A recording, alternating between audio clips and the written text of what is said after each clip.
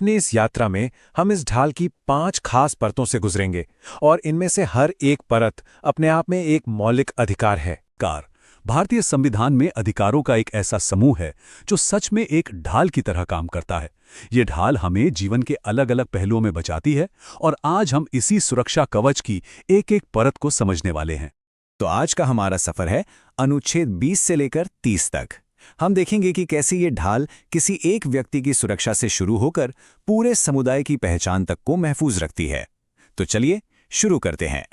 अपनी इस यात्रा में हम इस ढाल की 5 खास परतों से गुजरेंगे और इनमें से हर एक परत अपने आप में एक मौलिक अधिकार है। तो सबसे पहले बात करते हैं इस ढाल की पहली और सबसे मजबूत परत की।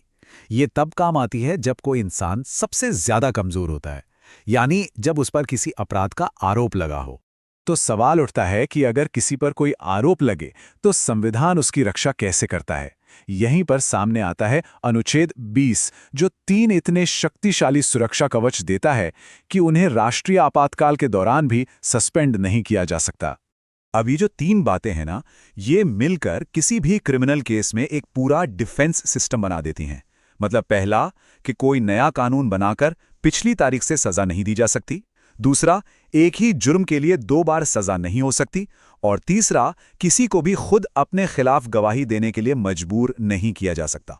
अच्छा, क्रिमिनल केस में प्रोटेक्शन से आगे बढ़ें तो हम इस ढाल के बिल्कुल दिल तक पहुंचते हैं, यानी अनुच्छेद 21, जो शायद हमारे संविधान का सबसे ज्यादा फैलावा मौलिक अधिकार है, जीवन और व्यक्तिगत स्वतंत्रता का अधिकार।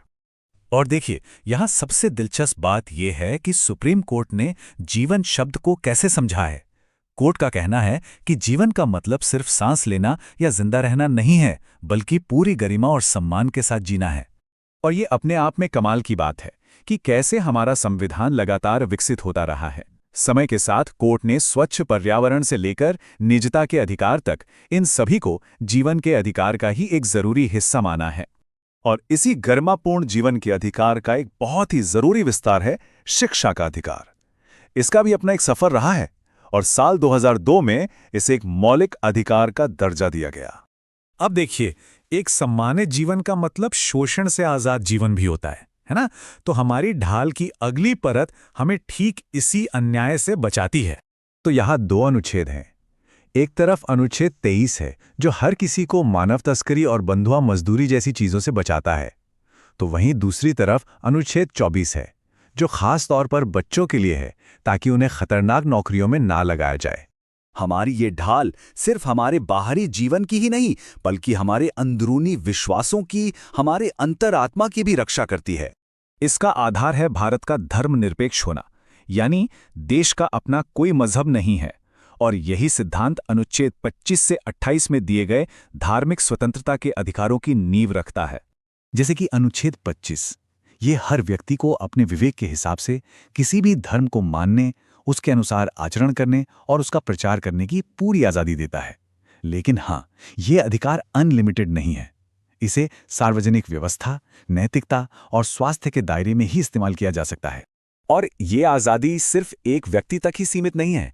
आगे के अनुच्छेद धार्मिक समूहों को अपने मामले मैनेज करने, टैक्स से जुड़ी वित्तीय स्वतंत्रता देने और शिक्षण संस्थानों से जुड़े अधिकार भी देते हैं। तो अब तक हमने व्यक्तिगत आस्था की सुरक्षा को समझा। अब देखते हैं कि कैसे हमारा संविधान हमारी सामूहिक यानी कम्युनिटी की पहचान को भी बचाता है। तो अब हम आ गए हैं अपनी ढाल की आखिरी परत पर।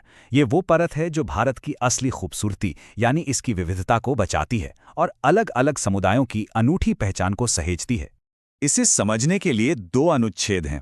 देखिए, अनुच्छेद 29 देश के हर नागरिक को, किसी भी वर्ग के नागरिक को अपनी भाषा, लिपि या संस्कृति बचाने का अधिकार देता है।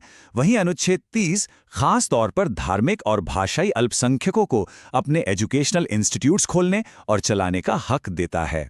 हालांकि एक बात यहां साफ कर दी गई है, ये जो प्रशासन का अधिकार है, ये एब्सोल्यूट नहीं है। सुप्रीम कोर्ट ने कहा है कि शिक्षा के स्टैंडर्ड्स को बेहतर बनाए रखने के लिए राज्य इन संस्थानों के लिए जरूरी नियम कानून बना सकता है। तो हमने देखा, एक व्यक्ति की सुरक्षा से लेकर पूरे समुदाय के अधिकारों तक ये नागरिक की ढाल हमारे लोकतंत्र को सिर्फ मजबूत ही नहीं, बल्कि बहुत ज्यादा विविध और लचीला भी बनाती है। असल में यही वो अधिकार हैं जो ये पक्का करते हैं कि हर नागरिक को अपनी पूरी क्षमता के साथ जीने और आगे बढ़ने का मौका मिले।